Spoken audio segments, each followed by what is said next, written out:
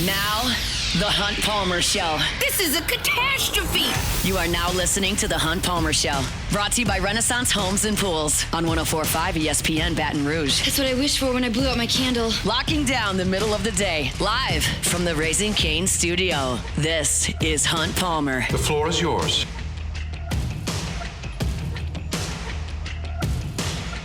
Welcome in. Hunt Palmer coming to you from the Raising Cane studio downtown in the capital city on this Wednesday. It means we're brought to you by Renaissance Homes and Pools. About half the work week in the rearview mirror.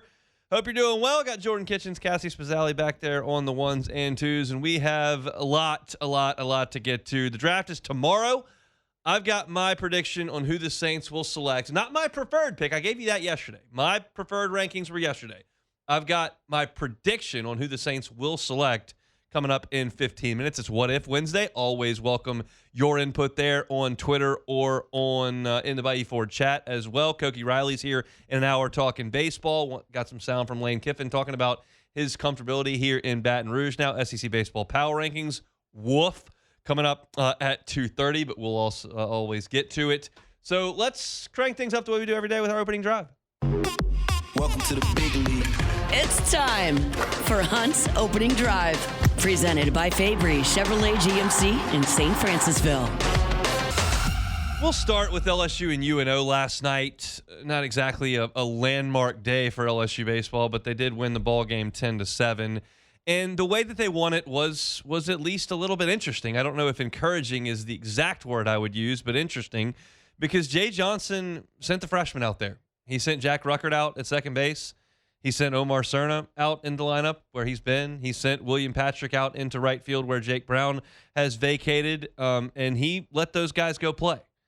And what you saw was a significant contribution from those guys in the starting lineup and Mason Braun later on in the game. William Patrick got the scoring going in the third inning with the backside RBI double, snuck it inside the bag at first base, which was a really good swing. And then LSU erupted for 5 runs in the 7th inning, and the freshmen were right there in the middle of 7 runs in the 5th inning, and the freshmen were all over the place in that inning. Jack Ruckert singled on a line drive to right field to kind of get things rolling after Derek Curiel singled and Kate Aaron Beatty walked. Bases were loaded, and the big swing there was the 2-out bases loaded double by Stephen Milam that kind of unlocked things and got LSU right back into the game. It was 4-1 UNO at that point, and he brought LSU closer. But that's where the young guys really stepped up. Omar Cerna smoked a single into center field on a line. He moved to second on a wild pitch. Zach York drew a walk. They pinch hit Mason Braun, and he floated a single into left field. He didn't crush it, but he got a ball down into left field, and that's a guy who was 1 for his last 16. So he will take a pinch hit no matter how it comes, and it came on a line drive into left, which was a really good thing to see. William Patrick was hit by a pitch, and then Jack Ruckert came up with the bases loaded and did a great job of singling through the right side. It wasn't hit great. It was a ground ball that had some topspin on it, but it got through. So in that inning, you had significant contributions from Patrick. You had significant contributions from Ruckert, significant contribution from Cerna, and Braun. And that was really good to see those guys come through. I wouldn't suggest that anybody banged it off the wall. Most of it wasn't electrically loud contact. I thought that Cerna smoked his up the middle.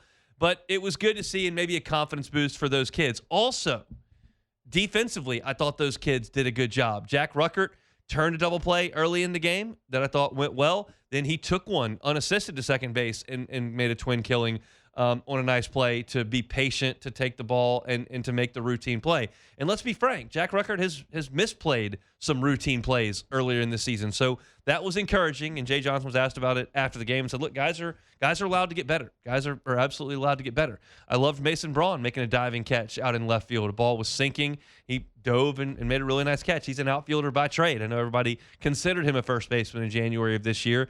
He didn't. He had never really played first base very much. He'd always been an outfielder, and so he made a nice play out there. I also thought for the most part in this game, beyond the freshmen offensively and defensively, that the pitching for LSU was very good most of the game. Yes, you did give up a 2-run single in the 4th inning. I thought that was a little bit questionable on No, sorry, the home run was in the second inning, in the fourth inning. That was the home run that Cruz Newman hit. I thought Fontenot made a pretty good pitch on that. It was a breaking ball that was at least away and kind of down, and Newman sunk into his knees and hit it out the opposite field. I know that every time a pitcher gives up a home run, the immediate reaction is, well, this is a terrible pitch. Sometimes it's not. Like, you are obligated by the rules to throw the ball over the plate. Sometimes they hit it, and I thought that was a pretty good pitch by Fontenot, and the kid just made a great swing and hit it out. It was the fifth inning when UNO scored 2 runs that I wasn't wild about it. This is LSU's weekly meltdown in the midweek where somebody comes in and just has nothing. And Santiago Garcia came in for Fontenot, got a quick strikeout, then on a 3-0 pitch, hit Cummings. You should never hit a batter on a 3-0 pitch. You're just trying to groove one there, hits a guy. Mound visit, a 5-pitch walk, and then a fly out. So you've got 2 outs. You got 2 on. Then you make a wild pitch.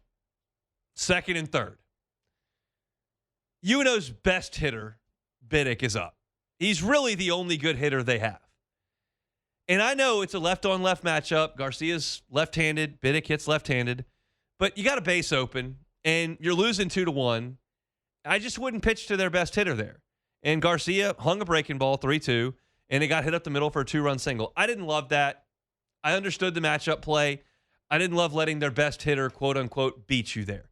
Didn't beat you in the game, but it beat you to the tune of a 4-1 tally. Cade Arambidi smoked a home run in the bottom half of that inning to cut it to 4-2. And then you had this 7-run inning that LSU put up there in the fifth that really separated this game and put LSU in front 9-4. You look at the pitching in this game. Fontenot, I thought, was very good. He threw 4 innings, and the only 2 runs he gave up were that home run that I didn't think was a bad pitch. Benj came in, yes, did issue a walk, his first one of the year, threw a wild pitch. Hadn't done that, but he got a strikeout, which was great. Cooper Williams came in, good inning, had a strikeout. Danny Lockenmeyer, 5 strikeouts, and he only recorded 5 outs in the game. So I thought that was really good. Zion Theophilus came in, issued a walk, but got an out. And then Guidry gave up more than he should have. The game was not high leverage at that point, and you got out of Dodge. But Fontenot has shown you something. He's been pretty good. I like Benj. I want to see more of him. Cooper Williams continues to do some pretty good things in very short outings. Danny Lockenmeyer has been called upon a little bit more, and I thought that was good. I thought LSU played okay last night. I like to see the freshman get some big hits. I like to see Aaron Beatty hit his 11th home run of the season. I like to see a lot of the pitchers throw the ball very well. Fontenot extended to 48 pitches in the game. UNO's not good, and the final score is not going to be earth-shattering. It was 10-7. I thought LSU did some good things. I think that what people want to talk about in this game is not that it was 10-7 or how it happened. It's like, okay, he's putting the freshman out there. Like, is that what we're doing the rest of the way? And like I talked about this yesterday. I didn't have Tuesday night's lineup to discuss. I just was talking in big picture. But Jay Johnson is not going to punt the last 14 games of this season. You've got 2 midweeks, and then you got 4 SEC weekends. He's not going to punt. He's going to manage the program at the same time he manages this team. This does not mean that Connor Benj and Grant Fontenot and Chris Stanfield, who got pinch hit for last night, and Zach York are done playing for the year. We're only playing Braun. We're only playing Cerna. We're only playing Patrick. We're only playing Ruckert. We'll see if Kloss gets a spot in there. Like, Milam's going to, he's not going to punt the season. And it's wild. I was thinking about this morning. An SEC team has made the NCAA tournament from a worse spot than this the last 3 years. That's not like conjecture. It's real. And we in this town have just assumed that this season's over. Just mail it in. Brown's hurt. Moore's out. 6-12. RPI stinks. Who cares? On to football. And I just don't know if that would happen anywhere else with 4 weeks to go. I just don't think it would happen anywhere else. But that's the difference in LSU baseball and everywhere else. It's just a championship or bust mindset. I'm not suggesting that's a terrible thing, that our fan base has expectation and expects championships and has a real grasp on what looks like championship baseball and what isn't.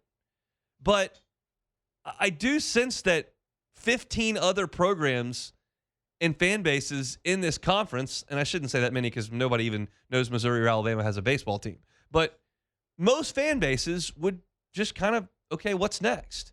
And I don't sense that that's what's going on here. And again, like, I get that because you've won 8 national championships and you've got 2 in the last 3 years, and this doesn't look anything close to that, and you're looking to the next national championship, which in everybody else's minds is like, well, that could be next year. Like, what does that look like? And again, not to like suggest that's an unreasonable thing to start to discuss. I just find it unique to LSU. I don't think that, that would be going on in College Station. Last year in Gainesville, they were 1-11 in league play, and they made the NCAA tournament. Ole Miss started off atrociously a few years ago. They famously won the national championship, and that's not what I'm even speaking to. But I feel as though everyone's turned the page to 2027, and that just, it's not like they're, I mean, what are they played 18 league games. They're not 3-15. Like, they're not 3-15. They're 6-12. I told you my diatribe yesterday. Like, I don't have confidence in this team. I will reserve hope, but I don't have confidence, and I don't believe they'll get to the postseason. That's what I think. But I am going to keep covering them. I'm going to keep writing about them. I'm going to keep talking about them. It's not going to be the same tenor and tone that it's been in the last 3 years, but not going to just completely throw out the year with a month to go. It's still April. These baseball teams have gone to late June before. I said this yesterday. It's disappointing that this academic year has cut things off from an expectation standpoint midway through or early in October in football. January 15th in basketball, you were cooked, and you feel that way in baseball today. But it's not just a time to go throw the freshmen out there and we'll get them next year. You got to try to go win on Friday. We'll see. I'll talk about it on Friday's show. I'm being Starkville.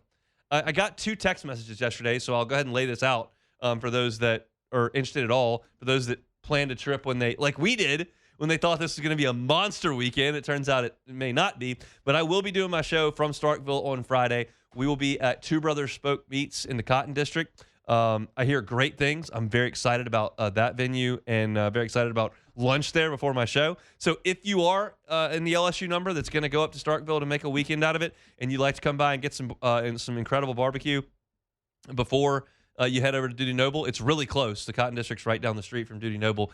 Come see us 1 to 3 at Two Brothers Spoke Meats in Starkville. I'm looking forward to being there. I have low expectations for what the weekend may bring, but I'm excited to be there and see the stadium and watch LSU play some baseball. Maybe they'll surprise us.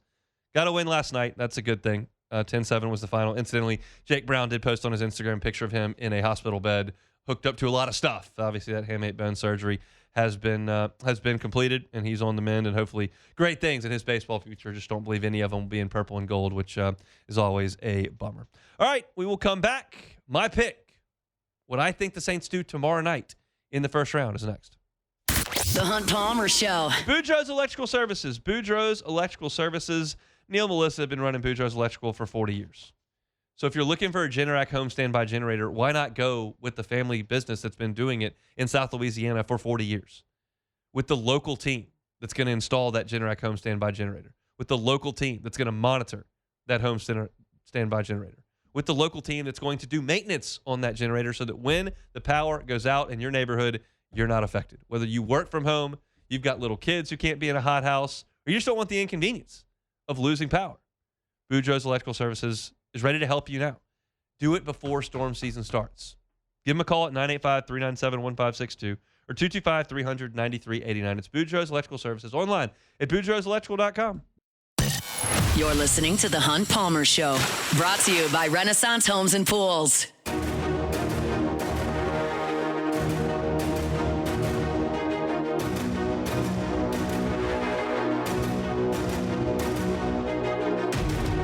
Failure happens to us all. But it's how champions evolve. The only thing that matters from a loss is if you get back up when you fall. You gotta get up. Obviously, youth baseball, youth softball in full swing here in South Louisiana. If you've got a youngster who's just eating up with it, wants to work on his or her game all the time, that's not as easy as just putting a basketball hoop out in the front and saying, hey, go shoot some hoops. It takes a little bit of equipment, a little bit of space.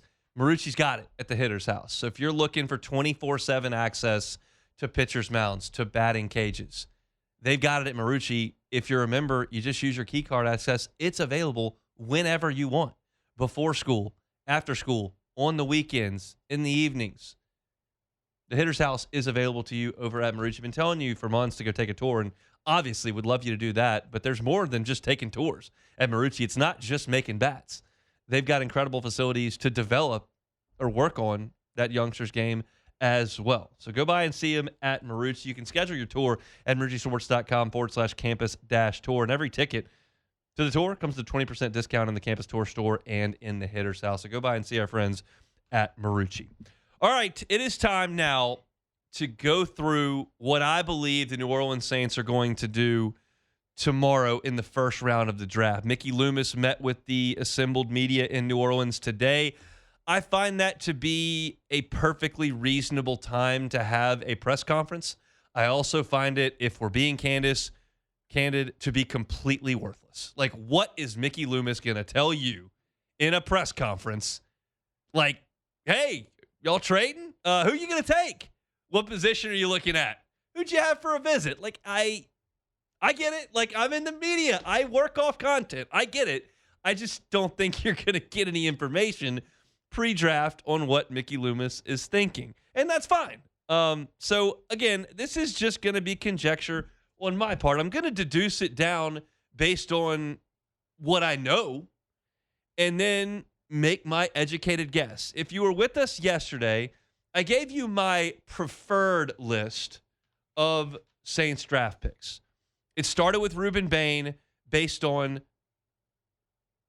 the position he plays and where you can find dynamic players at that position most frequently. The edge guys go early in the draft. They're expensive in free agency if they ever get there, and it's just more infrequent that you find a real diamond in the rough in the fourth round of the draft on the edge. You can find that more likely as a super productive player at wide receiver or corner, candidly. So I had Bain first, Delane second, because I felt like that was a good positional fit for the Saints. I had Jordan Tyson third. I think he's the highest upside wide receiver in the class. I had Caleb Downs fourth, not because I think he's the fourth best player, but because I think the Saints have bigger needs than safety. And then I had Carnell Tate fifth, based on I thought he was the second best receiver by my estimation there, and thought that he would be available. So that's my top five wish list. Bain, Delane, Tyson, Downs, Tate. This is not that. This is what I think Mickey Loomis and Jeffrey Ireland will do tomorrow in the first round. And it starts with one thing. They will pick at 8. I don't believe they go up.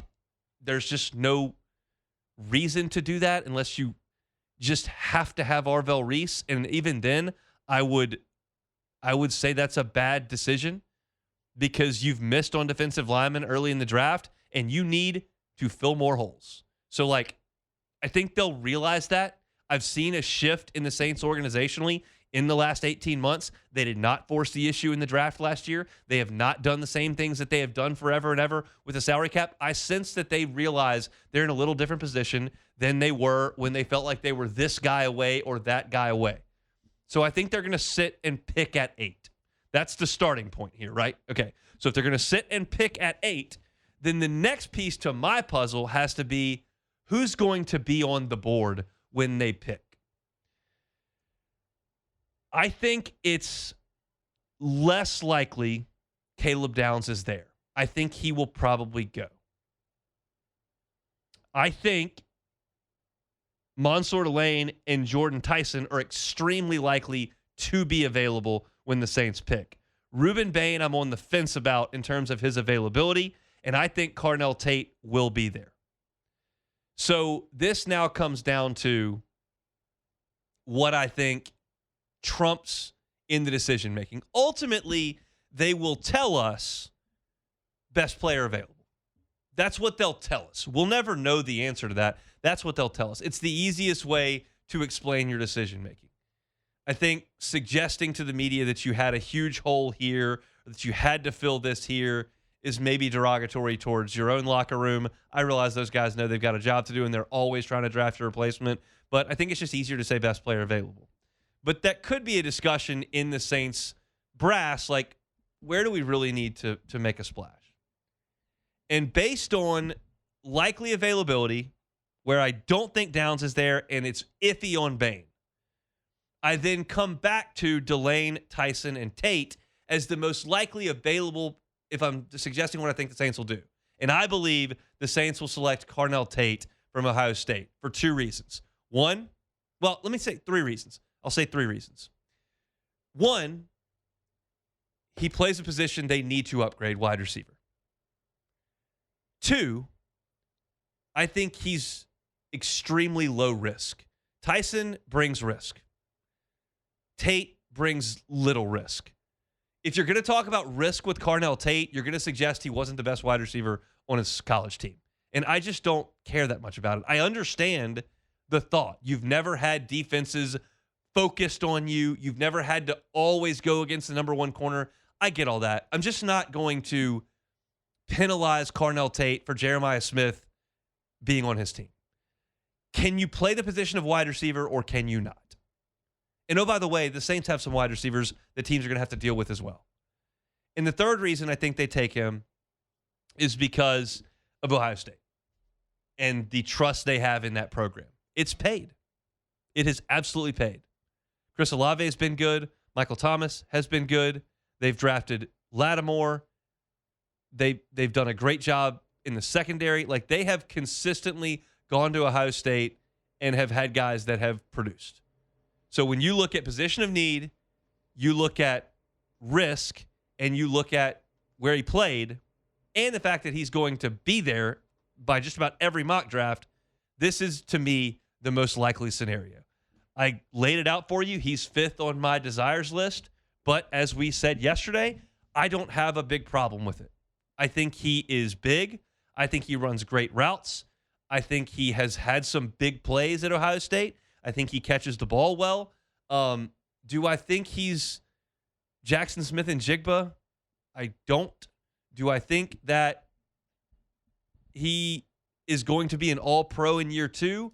I don't. Do I think he can really help the Saints at a position they need some help in and help to put guys where they are probably more positioned in the NFL? Like, Devon Vele is probably not a 2 in the NFL. 3, 4? Yeah. We'll see what Jalen Polk is. Like, but 3 or 4. Chris Olave can be a 1 or 2. He's shown that he's a 1,000-yard guy. And then you plug in Carnell Tate on the opposite side, and he's a 1 or 2, no matter, depending on what it is. And that just makes folks play to a position more comfortable to them. And I would be just fine with this pick. We'll see what the board looks like, and we will more in-depth analyze exactly the decision that they made once we know what's on the board. But I think this is the most likely selection to me. It's not earth-shattering. I've looked at mock drafts for 2 months like you have. He's on a lot of them, but I think he is the most likely pick for New Orleans at number 8. Carnell Tate from Ohio State. Jordan? All right, man. So I agree with you about Carnell Tate because if we remember last year when Kellen Moore was doing his pro day visits, he went to Louisville. He went to Louisville for his pro day visit to go look at Tyler Shuck. And at the time leading up into the draft, everybody was like, Shador Sanders is there. Is Tyler Shuck? But then everybody was hearing that Kellen Moore specifically went to go watch Tyler Shuck at Louisville, went to his pro day and went to go visit him. He liked Tyler Shuck. So if I'm going to put 2 and 2 together, I'm looking right here. Kellen Moore, the 2 pro days he went to this year, Ohio State, Miami. So if we're going to narrow that down off what he showed us last year, it's either going to be Ruben Bain or Carnell Tate at that 8th pick. And again, we'll see how the board falls and where guys end up landing. Or, Caleb Downs, if he falls, again, I think he will get. I think the Giants probably take him at 5 or something because they don't want him to fall to us. And I just think that Carnell Tate, he is a low risk factor. I don't have a problem with Carnell Tate, especially because we're not asking him to be the number 1. Yep. We're not coming in here to be Jackson Smith and Jigba. We're not asking you to do that. Just come in here, take some pressure off Olave. So I think he can do that. He's done that. And again, Ruben Bain is going to help out with that pass rush. You need a pass rush. We're real on the fence about the secondary right now, especially with Kool-Aid and Quincy Riley. We're on the fence about that. So only way you can help out a shaky secondary, nasty pass rush. So out of just my little context clues, Ohio State, Miami, that's where Kellen Moore went. It's going to be one of those guys, Bain, Downs, or Carnell Tate. I think we're all in lockstep. It's here. We got to get through. Finally. We got to get through 3 more hours of radio, and we'll have it tomorrow night. Saints on the clock at number 8. All right, we still got plenty to do here on this Wednesday edition of the Hunt Palmer Show. Hour 2 is going to be busy. Koki Riley's going to be with us at 2 o'clock. Got some Lane Kiffin sound as well. SEC Baseball Power Rankings coming your way at 2:30. So plenty to do. Stick with us. It's What If Wednesday coming up next. The Hunt Palmer Show. One Bath and Closets. OneBathAndClosets.com is the website. David Duvall and his team, 30 years redesigning and remodeling bathrooms and closets. Safety can be a big issue in the bathroom, especially as folks age. If there is someone in your life that you feel like could run into some hazardous situations in the bathroom, do what you can to mitigate against it. As I say all the time, you cannot erase that risk completely. You can mitigate against it. Non-slip floors, handrails in potentially slippery places, walk-in tub for comfort, safety, convenience, shower with the bench in it. All these things are maybe things you don't think about all the time, but David and his team do it all the time. So go look at some pictures of their great work at onebathandclosets.com. You can get that free consultation. They love to offer financing. If you qualify, it could be up to 18 months, 0%, same as cash. All there at onebathandclosets.com. They do it right the first time and leave the competition behind. One Bath and Closets, onebathandclosets.com. This is the Hunt Palmer Show, brought to you by Renaissance Homes and Pools.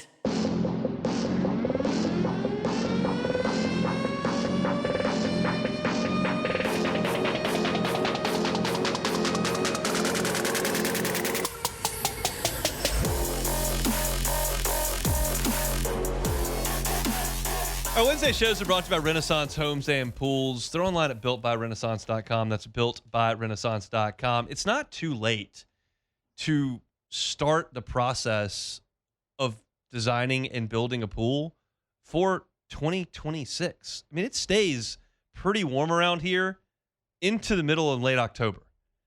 So if you feel like now might be a good time for you to dive in and get that pool started, go to builtbyrenaissance.com. Or better yet, text my guy, Joey Blanchard. He's the owner. He runs the show. He's with you start to finish at Renaissance Homes and Pools. When you have that consultation, Joey is there. When you have that design meeting, Joey is there. When they dig your pool, fill your pool, Joey is there. When they finish your pool, Joey is there. He's been here for dozens and dozens of folks around the Baton Rouge area getting that pool of your dreams. So text Joey, 225-252-7745. That's 225-252-7745. You're texting the owner of the company, say, hey, I'd like to talk about a pool. He can do it. He also does outdoor kitchens. And if you're looking for your forever home, you want to build your forever home, Joey can help you with that as well. Renaissance Homes and Pools. They're online at builtbyrenaissance.com. That's builtbyrenaissance.com. All right. What if Wednesday? Time, space, reality. It's more than a linear path. Where a single choice can branch out into infinite realities. Follow me and ponder the question. What if?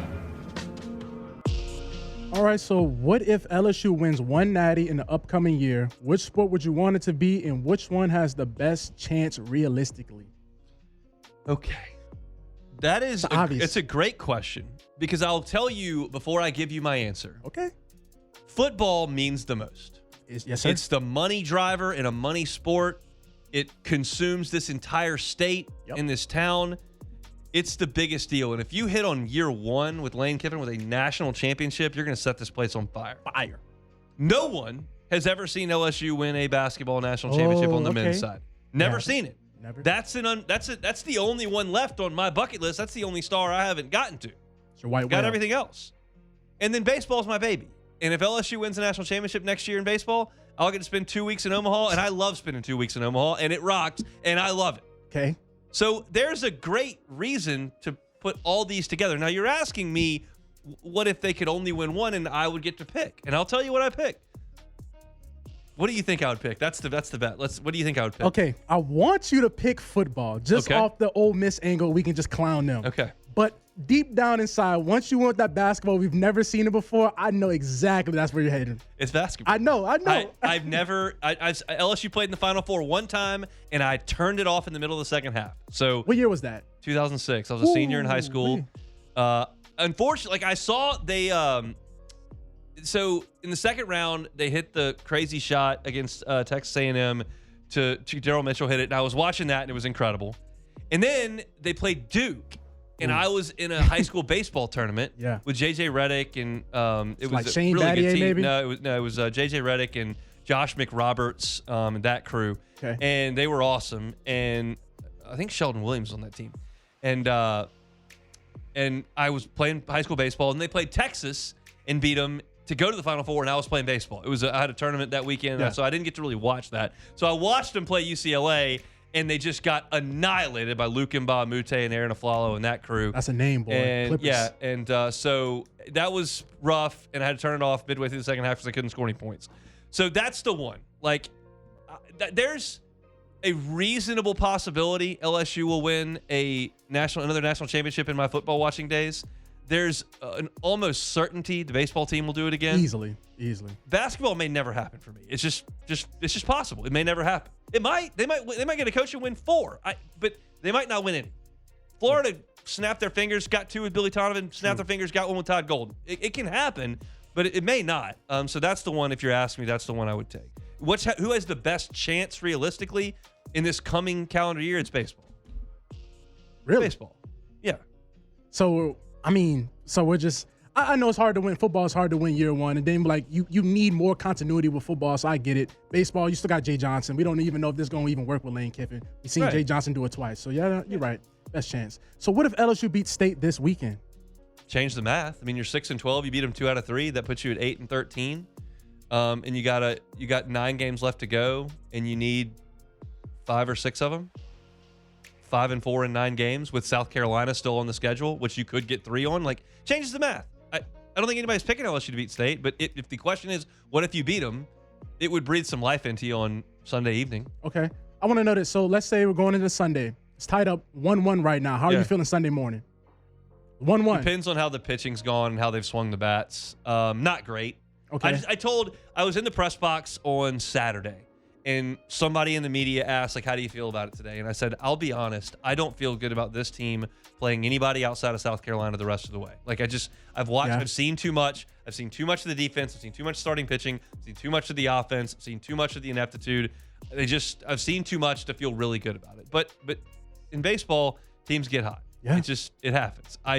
Again, don't feel like LSU's going to do that, but I always leave the door partially cracked. Just a little bit. So what if you play with Scotty Scheffler in the Zurich, but you got to play from the very front tee boxes? So I got to play from the front. Play from the front. We would be, I'll tell you this, in a PGA Tour event, we would be very good in the best ball portion of that because I get Scotty's score on every hole no matter what. So he's going to shoot 67 falling out of bed. I mean, then if I just get to play from the all the way front tee box, I figure I might make a birdie. Like, I'm playing from way up there. I might not, but I can take Scotty's shot anyway. We're not going to make the cut because an alternate shot, I would be a disaster for Scotty. It used to be atrocious. But in the best ball portion, I think we could shoot 8 or 9 under. Like, if Scotty shoots 6 under, I can make 3 birdies from the all the way up tees at TBC, Louisiana. I've played it 50 times. It's theoretically possible. I'm not going to bet on it. I don't think Scotty's going to have me out there. And the best I can tell, the PGA Tour has not offered me a tour card to this point, so I'm ineligible to play. Hey, speaking to existence. But we'd be good because I just get to – I could hit every shot terrible, and we could just count all Scotty's shots. That would be bad in the tournament, but it would be a decent score. Yeah, you're living a good life right there at that point. So what if the Saints take a running back in the middle rounds? Oh, Lord, I don't like this That's one. a wasted pick. You can't – we had this Jeremiah Love smoke at the beginning. The only I miss it. possibility was to get what you deem to be a complete game changer at that position because you've already paid H.N. a ton of money, and you're paying Kamara a ton of money. I don't know if he's going to be on the team or not, but so you can't – you have Neal, you have Estime, you have guys down the list that can be the supplementary piece to H.N. and if, whatever the case may be with Kamara. But that would be a wasted selection at running back. There are very few positions where I would just look at the Saints and go, you can't do that. Mm-hmm. Running back's probably the only one. I mean, quarterback, I'll be like, what are we doing? That would not be great. Yeah, but if you feel like somebody's going to trade for Rattler. If you offer Rattler up, yes. I mean, you obviously brought Zach Wilson in, but you need humans. But I wouldn't want to take quarterback either. Yeah, I wouldn't want to. Quarterback and running back, don't do it. I'll be real. If we take a running back, that just the writing's on the wall that Kamara's out of here. Yes, that is just 100%. But also, what are these other guys doing here? Yeah, Kendrick Miller's still here. I mean, you got 5 guys stashed to the side. Yeah, Devin Neal, Kendrick. There's too many holes to fill. You can't go run. That's pretty much the only position you just can't go. Yeah, most definitely that quarterback unless you're shopping Rattler. But that's it for What If Wednesday. No more in the Bayou Ford chat. Was scrolling through. No, didn't see any more there. I don't even know what some of these are. There's probably some pop culture references that I don't understand. Endgame being one of them. Oh, Avengers. Nope. Oh Lord, you don't do the Marvel? I don't even know what Avengers is. Marvel? Cassie just gave me the worst look. No Marvel? I don't know. That's like superheroes? Yeah, superheroes. I don't know these. It's like Iron Man, the Hulk. I've heard of Iron Man, the Hulk. See, Spidey, Spider-Man, yeah. Spidey and his amazing friends is on my house all the time. He's got baby Hulk, That's and then not like true Marvel though. This is how it's gonna start, though. This is how it's gonna That's all I start. know. This is how it's gonna start. Trust me. Spidey and his amazing friends. Spin, Spidey, and Ghost Spider. Myers loves Ghost Spider. So you just Big wait. on Ghost Spider. Wait until he gets older and he really dives into it. You're gonna be all in on Doc Avengers. Ock. See, I know the baby Avengers, just not the real ones. Give it time. I think I saw a superhero movie that had like the professor in the wheelchair. Oh, X-Men. X-Men. Okay, is that Marvel? It is now. Yes, it is Marvel. Yes. Yeah. I was like, is I it don't DC? know I don't know what Marvel happened in the movie. bought I it. went to the Yes. theater with some Yes, it's friends and Marvel. saw it, and I don't even know what happened in the movie. I don't even know what the movie was called. It's X-Men. Oh my! I can't wait till Myers get older, man. You could be like, yeah, man. We're Y'all, not you told watching us. X-Men. This guy is watching LSU Louisiana Tech YouTube videos. Just wait, honey. Not X. Not he's asking about Barryon Brown on Saturday. You think he's gonna be the Hulk? Two things can be true. I can like football and I can still dive in with it. Yeah, come on now. Come on, watch. You're gonna be the main one bringing him to the movies to watch these movies. I promise I you. don't have any problem with that. It's fine. Whatever he wants to do. I'll walk in the living room. Can you put on And you can be Tigers watching and it with him. Clemson? Like, sure, you can watch Clemson. Do whatever you want. He asked me where Jack Pyburn was the other day. This happens. Oh, he's too locked in. He's too locked. All right, let's close out hour number 1 coming up next. The Hunt Palmer Show. Highland Insurance Group, HighlandIG.com, HighlandIG.com. If you're a business owner and you just know what your insurance costs, not real sure what employment practices liability covers or whether you need it, what would trigger a cyber policy to cover you? What are your crime limits? How about that building valuation? If you're just not sure about the ins and outs of your insurance program, you need to be able to trust your broker at the very least. If you don't want to learn about it, your broker needs to know. Can't just be based on price if you're trying to do things the right way. And the Howard Insurance Group does things the right way. They've got a team of experts over there at the Howard Insurance Group that will make sure your policy is set to respond properly. They know you pay good money for those premiums. If you need that insurance policy, it needs to be written right. And that's what they do at the Howard Insurance Group. Check them out online at HighlandIG.com. Jonathan Carbo and his team at the Howard Insurance Group online at HighlandIG.com. You're listening to The Hunt Palmer Show, brought to you by Renaissance Homes and Pools.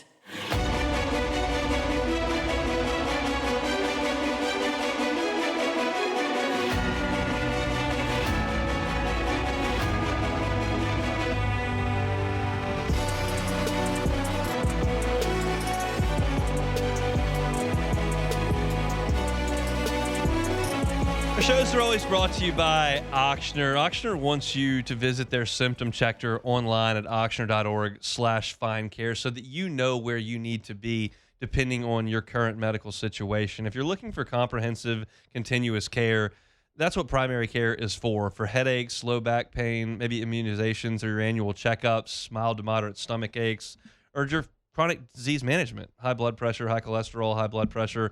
All that is falling under the primary care umbrella, and virtual visits are available. You can schedule your appointments at www.auctioner.org/brprimary. If you need immediate attention, that's when you need to go to urgent care, common illnesses, and then, of course, minor injuries as well. Lacerations, abscesses, urinary pain, minor burns, rashes, skin irritations, non-life-threatening allergic reactions.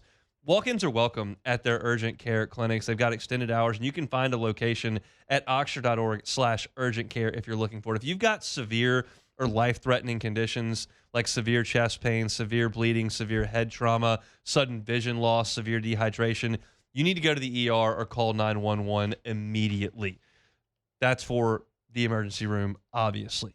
So My Auctioner virtual visits are 24/7 care options. You can schedule those online through My Auctioner. Also, Auctioner on call, 1-800-231-5257. That's 1-800-231-5257 for our friends at Auctioner.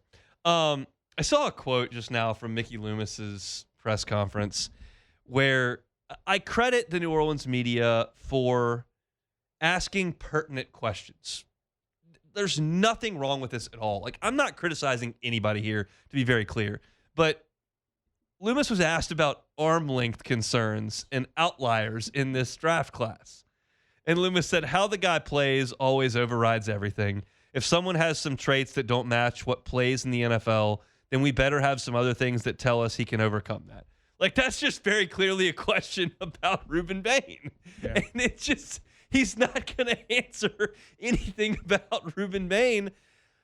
It's not the media's fault, and it's certainly not Mickey Loomis's fault. And I appreciate the Saints for having him in front of the cameras, but this is one of those situations where even as a member of the media, I can sit here and be like, this is a worthless 25 minutes of media access.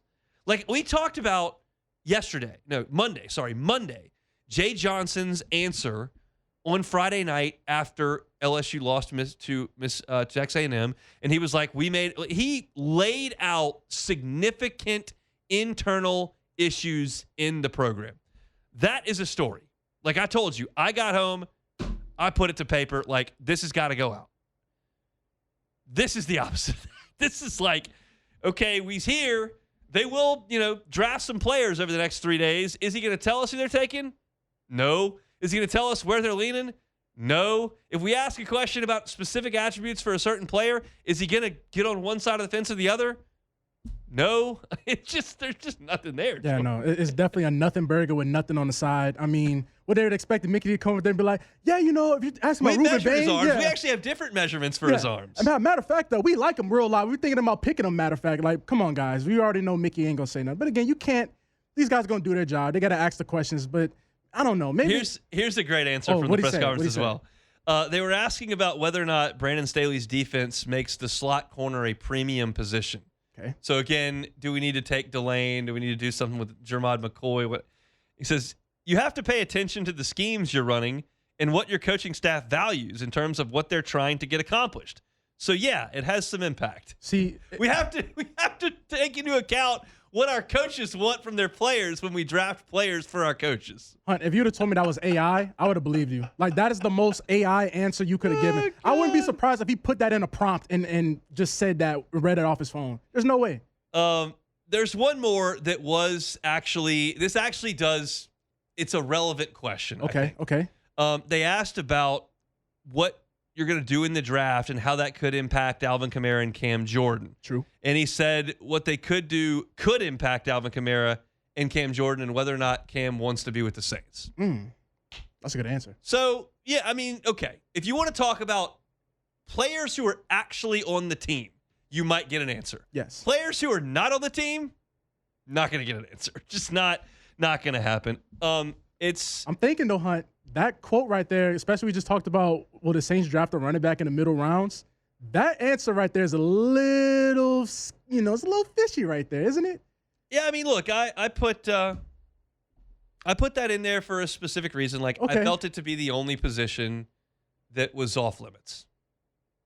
And even if Kamara goes, like, you have a Pro Bowl caliber running back. Easily, yes. And you have functional NFL backups, one of whom you invested a reasonably high draft pick in. Yeah. In Miller. So, like, you have enough guys. You can sign a UDFA running back that can potentially make the team. Estimate, literally. So, I got to take offensive linemen with the third and fourth round pick. I got to take an edge rusher. I got to take a guy that could be a corner, not running back.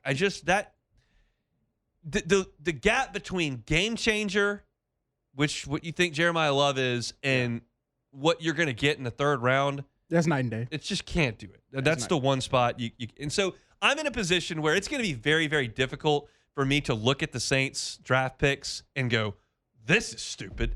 100%. But running back would fall into that category to me. Now look, I'll full transparency, and I can't remember. Tell me, you may remember this better than me. Okay. When they drafted Kamara, Yes. they definitely had Ingram, and I think they had signed Adrian Peterson. Adrian Peterson was on the team. Right. They cut him and in so the preseason. I thought that pick sucked. Yeah. And I'm an idiot. So full disclosure, that like I could have not said that out loud.